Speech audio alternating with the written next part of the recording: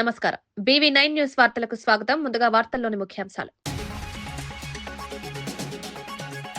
అజిత్ పవార్ మృతికి AP cabinet సంతాపం. భేటీ ప్రారంభంలో పవార్ మరణాన్ని ప్రస్తావించిన సీఎం చంద్రబాబు సంతాపం తెలిపిన మంత్రిమండలి కేబినెట్ లో సంతాప తీర్మానం.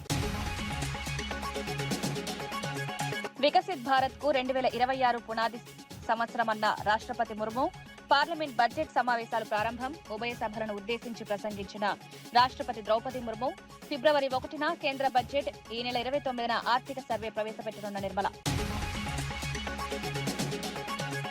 జనసేన ఎమ్మెల్యే అరవ శ్రీధర్ పై మహిళా లైంగిక ఆరోపణలు రేపు చేసి 5 సార్లు అబార్షన్ చేయించాడని ఫిర్యాదు. ఆరోపణలు అవాస్తవం, రాజకీయ కుట్రేనన్న ఎమ్మెల్యేపై కేసు నమోదు చేసిన పోలీసులు. దర్యాప్తు విషయంపై స్పందించిన ఏపీ మహిళా కమిషన్. భీమవరం వైసీపీ నేతలతో వైఎస్ జగన్ కీలక సమావేశం. పార్టీ బలోపేతంపై భీమవరం నేతలకు జగన్ దిశానిర్దేశం. రాబోయే ఎన్నికల వ్యూహాలపై వైఎస్ జగన్ చర్చలు. భీమవరం రాజకీయాల్లో వైసీపీకి కొత్త ఉత్సాహం. మేడారం జాతర ఏర్పాట్లపై మంత్రి సీతక్క పరిశీలన. భక్తుల భద్రతకి అత్యంత ప్రాధాన్యమన్న మంత్రి. అన్ని శాఖల సమన్వయంతో జాతర నిర్వహణ, సాంప్రదాయాలు కాపాడుతూ జాతర ఘన నిర్వహణ. భీమవరం అసెంబ్లీ నియోజకవర్గానికి చెందిన వైసీపీ ప్రజాప్రతినిధులు, నాయకులు, కార్యకర్తలతో మాజీ సీఎం వైఎస్ జగన్ సమావేశమయ్యారు. ఈ సమావేశంలో స్థానిక రాజకీయ పరిస్థితులు, పార్టీ బలోపేతం, రాబోయే ఎన్నికల వ్యూహాలపై విస్తృతంగా చర్చ జరిగింది. భీమవరం వైసీపీ ఇన్ఛార్జ్ చినమిల్లి వెంకట్రాయుడుతో పాటు పలువురు కీలక నేతలు సమావేశంలో పాల్గొన్నారు. పార్టీ శ్రేణుల్లో ఉత్సాహం నింపేలా జగన్ సూచనలిచ్చారు. గత ప్రభుత్వ హయాంలో అమలు చేసిన సంక్షేమ పథకాలను ప్రజల్లో మరింతగా తీసుకువెళ్లాలని, కూటమి ప్రభుత్వ వైఫల్యాలను ఎండగట్టాలని సూచించారు. కార్యకర్తలు ప్రజలతో నిరంతరం అనుసంధానంలో ఉండాలని, పార్టీ సిద్ధాంతాలను క్షేత్రస్థాయిలో బలంగా నిలబెట్టాలన్నారు. ఈ సమావేశం భీమవరం రాజకీయాల్లో వైసీపీకి కొత్త ఉత్సాహం తీసుకొచ్చిందని పార్టీ నేతలు అభిప్రాయపడుతున్నారు.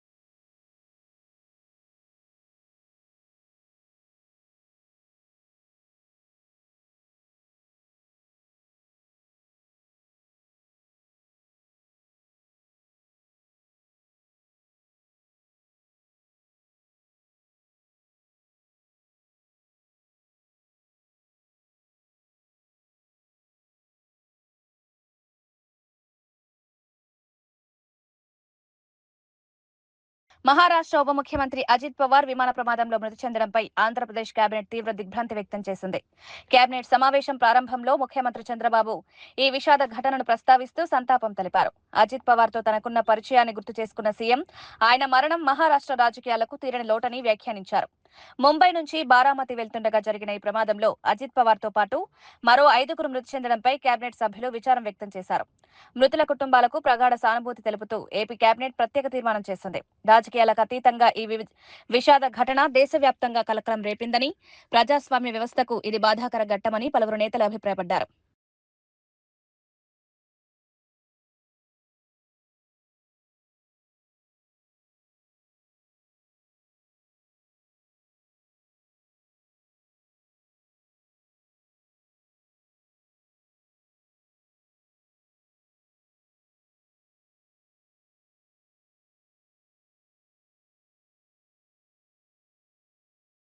పాక్ ఉగ్రస్థావరాలపై గతేడాది చేపట్టిన ఆపరేషన్ సింధూర్ భారతదేశ శౌర్యానికి నిదర్శనమని రాష్ట్రపతి ద్రౌపది ముర్ము పేర్కొన్నారు. బడ్జెట్ సమావేశాల సందర్భంగా పార్లమెంట్నుద్దేశించి ఆమె ప్రసంగిస్తూ ఉగ్రవాదానికి గట్టి సమాధానం ఇవ్వగల సామర్థ్యం భారత్కుందని ఈ ఆపరేషన్ స్పష్టంగా చూపిందన్నారు. 2025 నాటికి దేశ రక్షణ ఉత్పత్తి 1.5 లక్షల కోట్లను దాటిందని, ఆయుధ ఎగుమతులు 23,000 కోట్లకు పైగా నమోదయ్యాయని వివరించారు. మేక్ ఇన్ ఇండియా కార్యక్రమం ద్వారా భారత రక్షణ రంగం ప్రపంచ స్థాయిలో విశ్వసనీయత సాధించిందని అన్నారు.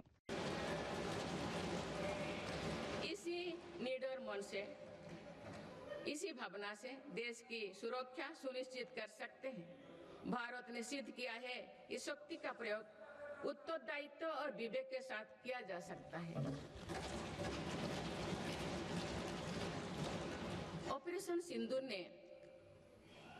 ऑपरेशन सिंदूर से विश्व ने भारतीय सेना का शौर्य और पराक्रम देखा। हमारे देश ने अपने संसाधनों के बल पर आतंकियों के अड्डे को ध्वस्त कर दिया है। मेरी सरकार ने कड़ा संदेश दिया है कि भारत पर किसी भी आतंकी हमले का जवाब दृढ़ और निर्णायक होगा। सिद्धू जोल समझौते को स्थगित किया जाना भी आतंकवाद के विरुद्ध हमारी लड़ाई का हिस्सा है। देश की रक्षा व्यवस्था को और मजबूत बनाने के लिए मिशन सुदर्शन चक्र पर भी काम हो रहा है। డిప్యూటీ సీఎం పవన్ కళ్యాణ్ నీతి కబుర్లు చెప్తుండడం సరైంది కాదని మాజీ మంత్రి బొత్స సత్యనారాయణ విమర్శించారు. టీడీపీ ఎంపీ నందమూరి బాలకృష్ణ అల్లుడు భరత్ పై ఉన్న భూదోపిడీ ఆరోపణలపై పవన్ కళ్యాణ్ స్పందించాలని డిమాండ్ చేశారు. ప్రజల్లో నైతికత విలువల గురించి మాట్లాడే నాయకులు ముందు తమ పార్టీ నేతలపై వచ్చిన ఆరోపణలకు సమాధానం చెప్పాలన్నారు. భూదోపిడీ వంటి అంశాలపై నిష్పక్షపాత విచారణ జరగాలని, ప్రజాస్వామ్యంలో ప్రశ్నించడమే హక్కు అని బొత్స పేర్కొన్నారు. ఈ వ్యాఖ్యలు ఏపీ రాజకీయాల్లో మరోసారి చర్చకు దారితీశాయి. ఇది సుప్రీంకోర్టు జడ్జిమెంట్కి వ్యతిరేకంగా ఉందని చెప్పారు. దాంతోపాటు ఇది అన్యాయం అని చెప్పారు. ఈ రకమైన 5,000 కోట్ల భూమిని చంద్రబాబు నాయుడు వారి కుటుంబ సభ్యులు చేయడం చాలా అన్యాయము, దుర్మార్గం అని చెప్పి ఇది కాబట్టి ఇవాళ మొదటి విడతగా మేము ఇచ్చాం. ఇంకా రేపు వచ్చి సైట్ విజిట్ కూడా వెళ్తున్నాం. ఎల్లుండు మరి కౌన్సిల్లో వచ్చి మళ్ళీ దీన్ని రీటెస్ట్ చేస్తాం, అడుగుతాం. వాళ్ళు కానీ దాన్ని చేసుకుంటే సరే, లేకపోతే కౌన్సిల్లో పోరాటం చేస్తాం. ఇంకా ముందుకెళ్తే దీని మీద కార్యాచరణ కూడా రూపొందిస్తాం. భారతీయ జనతా పార్టీ కానీ జనసేన పార్టీ కానీ ఆ పార్టీ వైఖరిని చెప్పాలి. వాళ్ళ పార్టీ వైఖరిని చెప్పాలి. వాళ్ళు దీన్ని సమర్థిస్తున్నారా? ఈ దోపిడీలో భాగస్వాములు అవుతారా? లేదు, ఇది తప్పు అని చెప్పి వాళ్ళు వచ్చి దీన్ని వ్యతిరేకిస్తారా? వాళ్ళ తాలూకు వైఖరిని కూడా చెప్పాలి. చెప్తాడు డిప్యూటీ సీఎం ఉన్న పవన్ కళ్యాణ్ గారు, మీరు ఏం చెప్తారు దీని మీద? నీతి కబుర్లు చెప్తుంటారు కదా, నీతి మాటలు చెప్తుంటారు కదా. మరి ఇది నీతా, ఇది అవినీతా? 5,000 కోట్ల విలువైన 54.79 ఎకరాల ప్రభుత్వ భూమిని గీతం విద్యా సంస్థలకు కేటాయించడంపై వైసీపీ తీవ్రంగా స్పందించింది. ఈ భూ కబ్జా చర్యను వెంటనే నిలిపివేయాలని వైసీపీ నేత కేకే రాజు డిమాండ్ చేశారు. ఈ భూమి కేటాయింపు వెనుక భారీ అవినీతి, రాజకీయ ఒత్తిళ్లు ఉన్నాయని ఆరోపించారు. భూమి వ్యవహారంలో పారదర్శకత లేకపోతే ప్రజల్లో అనుమానాలు పెరుగుతాయని, ప్రభుత్వం తక్షణమే వివరణ ఇవ్వాలని కోరారు. ఈ నిర్ణయం రద్దయ్యే వరకు వైసీపీ పోరాటం కొనసాగిస్తుందని స్పష్టం చేశారు.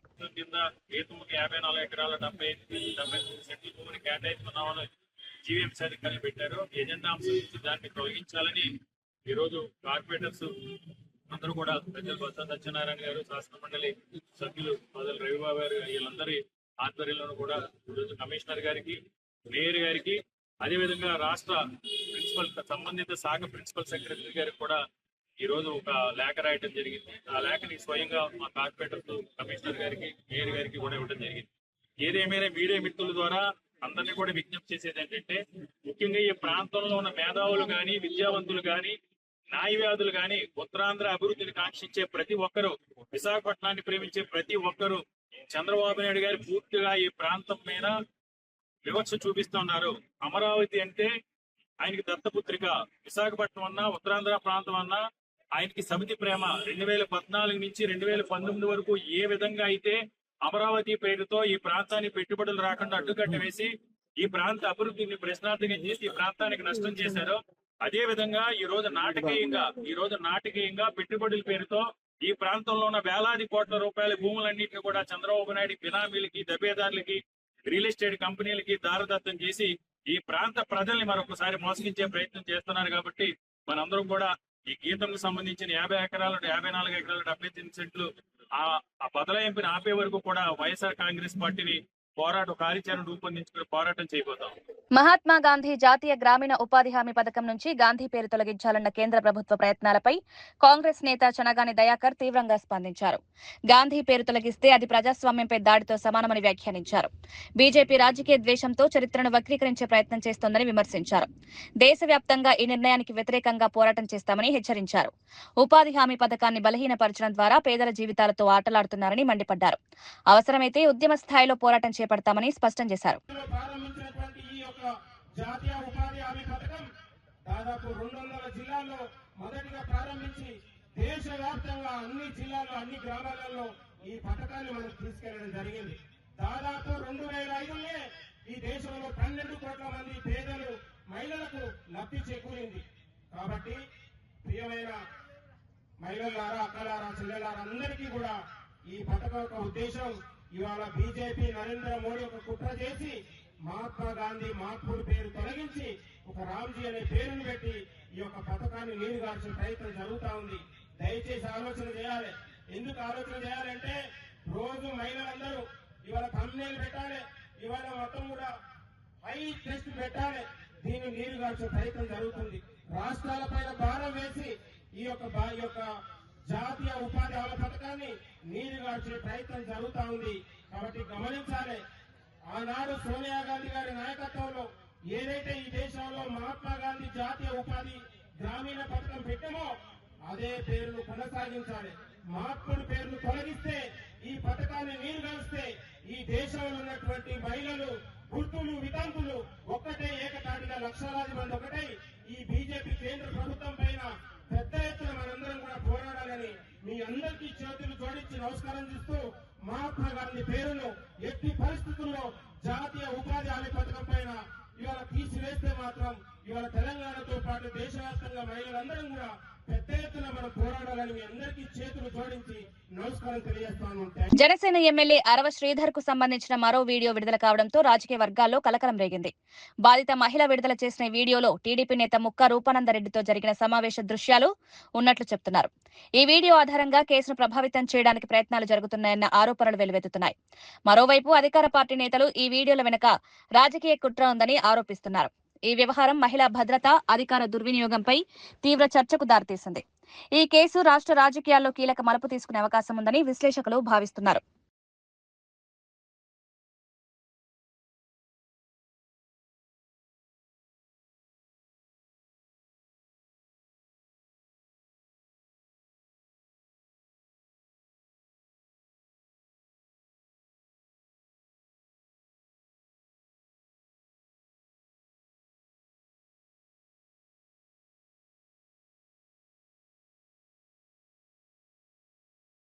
వెంకటగిరి మున్సిపాలిటీలో అక్రమ నిర్మాణాల అంశం రాజకీయ వేడిని రాజేస్తోంది.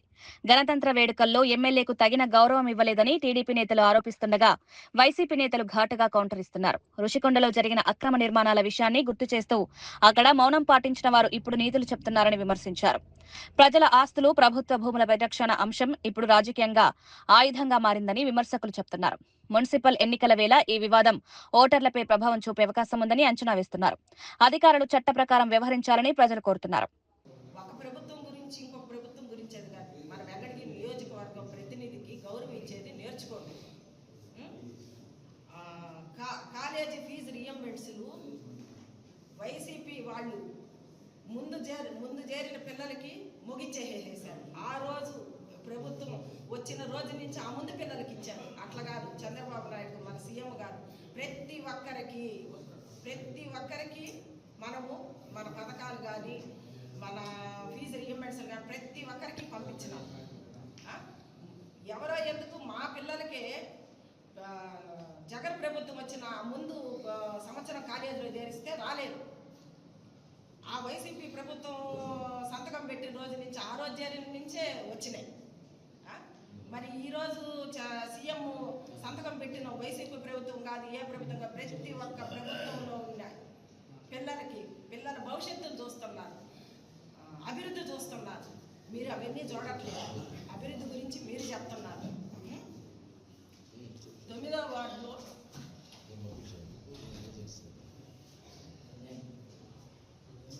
బాలయ్య గారు చెప్తున్నారు.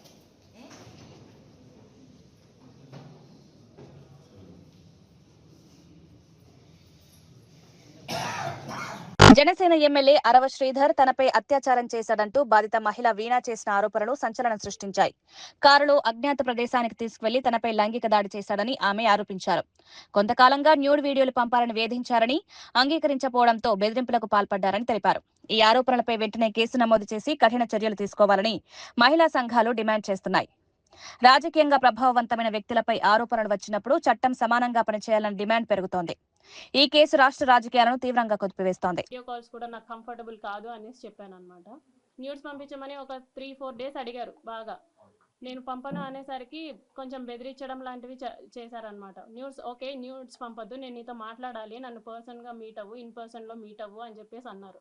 ఆ తర్వాత కొంచెం ఆయన అధికారం చూపించడం లైక్ నేను రైల్వే కోడూరు ఎమ్మెల్యేని, నా కోడూరు ఇది ప్రస్తుతానికి, నువ్వు ఇక్కడే జాబ్ చేస్తున్నావు, నీ ట్రాన్స్ఫర్ కూడా నా చేతిలోనే ఉంటుంది, నీ ప్రమోషన్స్ కూడా నా చేతిలోనే ఉంటుంది అని ఈ టైప్ ఆఫ్ మాటలు మాట్లాడడం స్టార్ట్ చేశారనమాట.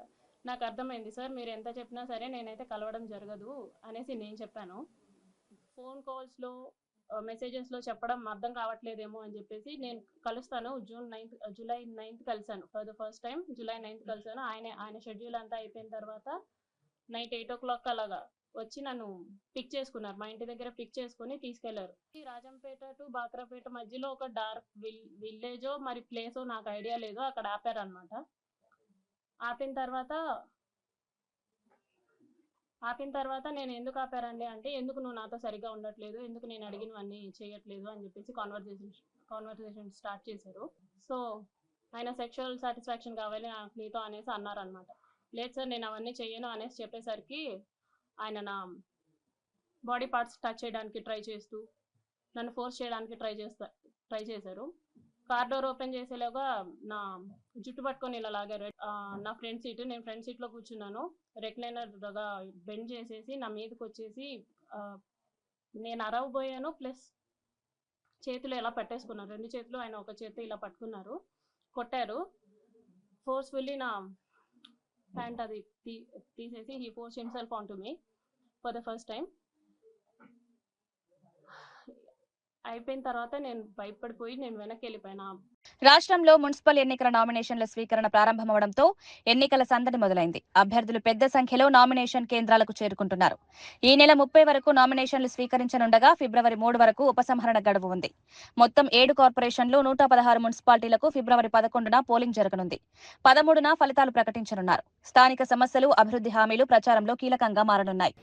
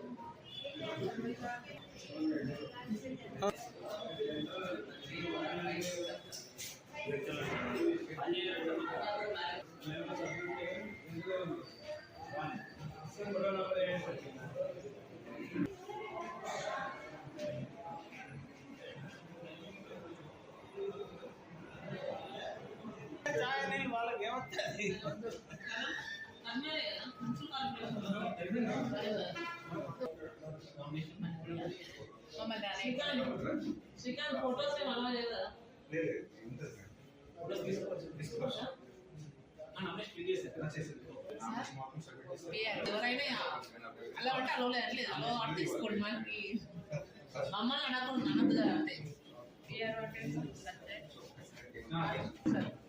పిఆర్ఓ మున్సిపల్లోనా టీహెచ్ అంటే మేము కూడా తీసుకుని సార్, ఇబ్బంది లేదు.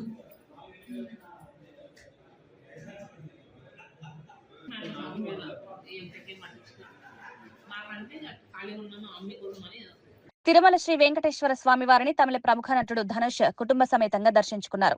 బుధవారం ఉదయం తోమాల సేవలో ఆయన తన కుమారులు యాత్రారాజ్, లింగరాజ్లతో కలిసి పాల్గొని స్వామివారిని భక్తి శ్రద్ధలతో దర్శించుకున్నారు. దర్శనానంతరం రంగనాయకుల మండపంలో వేద పండితుల వేదాశీర్వచనం అందజేశారు. నటుడిగా విస్తృత గుర్తింపు ఉన్న ధనుష్ భక్తి శ్రద్ధలతో స్వామివారి సేవలో పాల్గొనడం భక్తుల్లో విశేష ఆకర్షణగా నిలిచింది. సినీ రంగంలో బిజీగా ఉన్నప్పటికీ ఆధ్యాత్మికతకు సమయం కేటాయించడం యువతకు నిదర్శనంగా నిలుస్తోందని భక్తులు అభిప్రాయపడ్డారు. ఈ సందర్భంగా ఆలయ పరిసరాల్లో ప్రాంతాల్లో భద్రతను కట్టుదిట్టం చేశారు.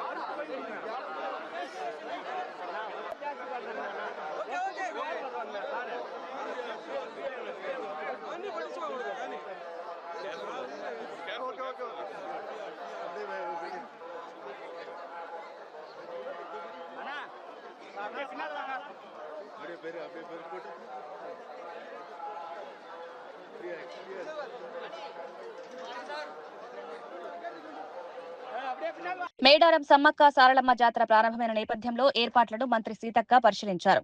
జాతర మొదటి రోజున భక్తులకు ఎలాంటి ఇబ్బందులు కలగకుండా అన్ని శాఖలు సమన్వయంతో పనిచేస్తున్నాయని మంత్రి తెలిపారు. భక్తులకు భద్రతే ప్రభుత్వానికి అత్యంత ప్రాధాన్యమని పేర్కొన్నారు. జాతరకు వచ్చే లక్షలాది మంది భక్తుల సౌకర్యార్థం అదనపు సిబ్బందిని నియమించినట్లు తెలిపారు. ఎలాంటి అపార్థాలు తలెత్తకుండా సమాచార కేంద్రాల ద్వారా భక్తులకు మార్గనిర్దేశం చేస్తున్నామన్నారు. మేడారం జాతర తెలంగాణ గౌరవానికి ప్రతీక అని, సాంప్రదాయాలను కాపాడుతూ ఘనంగా నిర్వహించడమే లక్ష్యమని మంత్రి సీతక్క స్పష్టం చేశారు. జనము మరి అన్ని దారులు మేడారం వైపుకే వస్తున్నాయి. అందరూ కూడా ఇప్పటికే మనకు బుధవారం, బేస్తవారం, శుక్రవారం ఉండే రాగా క్రౌడ్ ఈ రోజు ఉంది. మరి వీళ్ళందరినీ కూడా అన్ని రకాల ఏర్పాట్లు చేసినాము. ఎలాంటి ఒత్తిడి లేదు. అందరి క్యూ లైన్లు కూడా చాలా బాగున్నాయి. ఎక్కడికక్కడ డ్రింకింగ్ వాటర్ ఫెసిలిటీస్ కూడా ఇచ్చినాము. మరి షెడ్స్ కూడా ఇచ్చినాం. బయట కొద్దిగా ఒక పావుగంట, అర్ధగంట ఏమన్నా లేట్ అయినా కూడా నీడలో ఉండేటట్టుగా. అదేవిధంగా మరి ఈరోజు సాయంత్రము 5 గంటలకు కన్నెపల్లి నుంచి సారలమ్మ, నిన్ననే పగడిద్దరాజు పునుగోల నుంచి బయలుదేరిండు. ఇప్పుడు గోవిందరాజు కూడా కొండాయి నుంచి బయలుదేరి మరి ఊర్లో మేడారం గ్రామంలో ఉన్న మినీ చిన్న గుడి సారమ్మ గుడిలోకి వచ్చి అందరు దేవుళ్ళు అలాయి బలాయి తీసుకొని ఆడ దేవుడి సన్నిధిలో జరగాల్సినటువంటి కార్యక్రమాలను చేసుకొని మరి సాయంత్రం 6 గంటలకు లోపు ఇక్కడ గద్దెల మీదకి సారలమ్మ, పగడిద్దరాజు, గోవిందరాజు ఎక్కబోతున్న సందర్భంగా లక్షలాది మంది భక్తుల యొక్క హర్షధ్వానాల మధ్య మరి ఆ దేవుళ్ళు ప్రజల మధ్యకు వస్తున్నారు. 2 సంవత్సరాల వనవాసం నుంచి జనవాసంలోకి వస్తున్నారు. ఇది మహాఘట్టం. మనమందరం ఎదురు చూసేది ఈ మహాఘట్టం కోసమే. మళ్ళా 2 ఏళ్ల తర్వాతనే ఈ యొక్క గొప్ప అవకాశం మనకు దర్శించుకునే అవకాశం దక్కుతుంది. కాబట్టి అందరూ కూడా కుటుంబ సమేతంగా మరి మంచి వికారాబాద్ జిల్లా బంట్వారం మండలం యాచారంలో చోటు చేసుకున్న ఘటన రాష్ట్రాన్ని షాక్ కు గురిచేసింది. సంగారెడ్డిలో నర్సుగా పనిచేస్తున్న సురేఖ అనే యువతి తన తల్లిదండ్రులు దశరథ్, లక్ష్మిలను విష ఇంజెక్షన్ ఇచ్చి హత్య చేసినట్లు పోలీసులు గుర్తించారు. ప్రేమ వివాహానికి అడ్డుగా ఉన్నారని భావించి ఈ ఘాతకానికి పాల్పడినట్లు విచారణలో తేలింది. కెటమైన్ ఇంజెక్షన్ ఇచ్చి వారు స్పృహ కోల్పోయారని నమ్మించే ప్రయత్నం చేసినప్పటికీ పోలీసుల లోతైన విచారణలో నిజం బయపడింది. ఈ ఘటన స్థానికంగా తీవ్ర కలకలం రేపింది. తల్లిదండ్రులే పిల్లల భవిష్యత్తు కోసం కష్టపడతారని, అలాంటి వారిపై కూతురు చేసుకోవడం అత్యంత విషాదకరమని ప్రజలు ఆవేదన వ్యక్తం చేస్తున్నారు. నిందితురాల్ని అదుపులోకి తీసుకున్న పోలీసులు చట్టపరమైన చర్యలు చేపట్టారు. రాత్రి ఇంటి దగ్గరికి వచ్చిన తర్వాత వాళ్ళ అమ్మ అన్నం వండి పెట్టిన తర్వాత, అమ్మ నీకు ఒంటి నొప్పులు ఉన్నాయి కదా, నేను డాక్టర్ని అడిగి మత్తు ఇంజక్షన్లు తెచ్చాను, నీకు మత్తు ఇస్తా అని చెప్పేసి వాళ్ళ మదర్కు ఇంజక్షన్ ఇవ్వడం జరిగింది. ఇంజక్షన్ డోస్ కంటే ఎక్కువ డోస్ ఇస్తే ఇమీడియట్గా క్షణాల్లో చనిపోతారని తెలిసి ఆమెకు నాలెడ్జ్లో ఉన్నది కాబట్టి వాళ్ళ మదర్కు ఇంజక్షన్ ఇవ్వగానే ఇమీడియట్గా పడుకున్నది. ఆ సమయంలో వాళ్ళ తండ్రి ఇంటి బయట చలి కాగడం జరుగుతున్నది.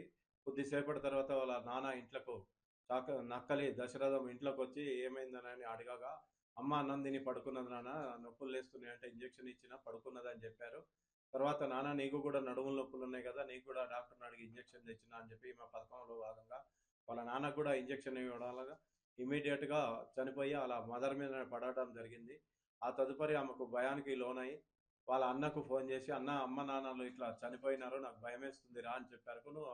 వాళ్ళ అన్న వచ్చి చూసిన తర్వాత వాళ్ళ చుట్టుపక్కల వాళ్ళందరూ కూడా వచ్చి మర్పల్లి హాస్పిటల్ తీసుకుపోయి అక్కడ చనిపోయినారు అని తెలిసింది. దీని మీద లోతుగా విచారణ చేయడానికి ప్రేమ పెళ్లికి తల్లిదండ్రులు నిరాకరించారు. నేను ఎట్లాగైనా పెళ్లి చేసుకోవాలి, అతను లేకపోతే నేను ఉండలేను అని చెప్పేసి వీళ్ళని అడ్డు తొలగించుకుంటే కానీ నా పెళ్లి కాదన్న ఉద్దేశంతో వాళ్ళ తల్లిదండ్రులకు విషప్రయోగం చేసి వాళ్ళని చంపినది. ఈ కేసులో త్వరతరిగా 3వ రోజే కేసుని డిటెక్ట్ చేసిన మా దరూర్ సిఐ గారికి మరియు బంటువారం ఎస్ఐ మా సిబ్బంది అందరికీ కూడా వికారాబాద్ మా సబ్ డివిజన్ తరఫున అందరికీ కూడా కృతజ్ఞతలు. సర్వేరాళ్లపై జగన్ బొమ్మ వేసి 700 కోట్ల మేర ప్రభుత్వ నిధులు దోచుకున్నారంటూ కడప టీడీపీ ఎమ్మెల్యే రెడ్డప్పగారి మాధవిరెడ్డి తీవ్ర ఆరోపణలు చేశారు. అమరావతిలో నిర్వహించిన మీడియా సమావేశంలో ఈ అంశాన్ని ప్రస్తావించారు. భూ సర్వే పేరుతో ప్రజాధనాన్ని దుర్వినియోగం చేశారని విమర్శించారు. ఈ వ్యవహారంపై సమగ్ర విచారణ జరిపించాలని డిమాండ్ చేశారు. గత ప్రభుత్వ హయాంలో జరిగిన అక్రమాలన్నీ బయటకొస్తున్నాయని, ప్రజలు నిజాలను గమనిస్తున్నారని వ్యాఖ్యానించారు. వైసీపీ నేతల నుంచి దీనిపై స్పందన రావాల్సి ఉందని రాజకీయ విశ్లేషకులు చెబుతున్నారు. మంచి ఉద్దేశంతో ఈ యొక్క భూ రీసర్వే ప్రక్రియను మొదలుపెట్టింది. ఈరోజు చూస్తే ఆ రోజే తెలుగుదేశం పార్టీ అధికారంలో ఉన్నప్పుడే జగ్గయ్యపేటలోని తక్కెళ్లపాడులో భూ రీసర్వే పేరు మీద ఒక పైలట్ ప్రోగ్రాం మొదలుపెట్టి ఆ రోజు కంటిన్యూస్ ఆపరేటింగ్ రెఫరెన్స్ స్టేషన్స్ ద్వారా భూములు రీసర్వే చేసే విధంగా జీవో నెంబర్ 1348ను 2018 సెప్టెంబర్ 25వ తేదీనే తెలుగుదేశం పార్టీ జారీ చేసింది. 2019లో ఒక దురదృష్టవశాత్తు పార్టీ ఓడిపోవడము, వైకాపా పార్టీ అధికారంలోకి రావడము, ఈ భూ సర్వేని ఒక దోపిడీ చేయడానికి, ప్రజల భూములని ఆక్రమించుకోవడానికి వాడుకొని వాళ్ళు ఒక అవకాశంగా తీసుకొని వాళ్ళు కన్నుబడ్డ ప్రతి ఒక్క భూమిని వాళ్ళు లాక్కునే ప్రయత్నం చేశారు.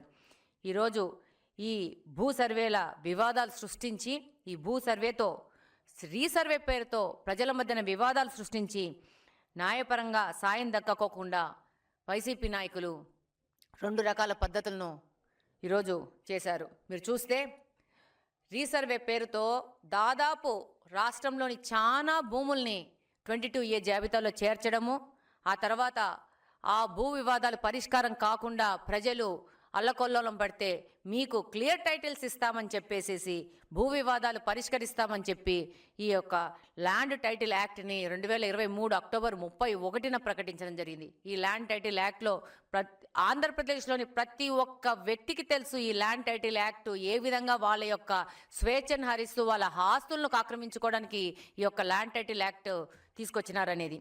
దీని ప్రకారము ఏవైనా భూమి యొక్క సమస్యలు తలెత్తితే భూ అప్పిలేటుకు పోవాల్సి ఉంటుంది అని ఈ ల్యాండ్ టైటిల్ యాక్ట్లో చేర్చి ఈ ట్రిబ్యునల్ పరిష్కారాలన్నీ ఈ ట్రిబ్యునల్ అప్పిలేట్లోకి పోయే విధంగా తయారు చేశారు. చిత్తూరు జిల్లా పుత్తూరు తిరుపతి జాతీయ రహదారిపై మాజీ మంత్రి రోజా భువన కరుణాకర్ రెడ్డి భారీ నిరసన చేపట్టారు. మహిళలపై లైంగిక దాడి ఆరోపణలు ఎదుర్కొంటున్న రైల్వే కోడూరు జనసేన ఎమ్మెల్యే అరవ శ్రీధర్ను వెంటనే అరెస్ట్ చేయాలని డిమాండ్ చేశారు. ప్లకార్డులతో రోడ్డుపై బైఠాయించి నినాదాలు చేయడంతో ట్రాఫిక్ పూర్తిగా నిలిచిపోయింది. మహిళల భద్రతపై ప్రభుత్వం నిర్లక్ష్యం చూపుతోందని రోజా ఆరోపించారు. బాధితులకు న్యాయం జరిగే వరకు పోరాటం కొనసాగుతుందని స్పష్టం చేశారు. పోలీసులు రంగంలోకి దిగి పరిస్థితిని అదుపులోకి తెచ్చే ప్రయత్నం చేశారు. ఈ ఘటన రాష్ట్ర రాజకీయాల్లో మరోసారి మహిళల భద్రతా అంశాన్ని కేంద్ర బిందువుగా మార్చింది.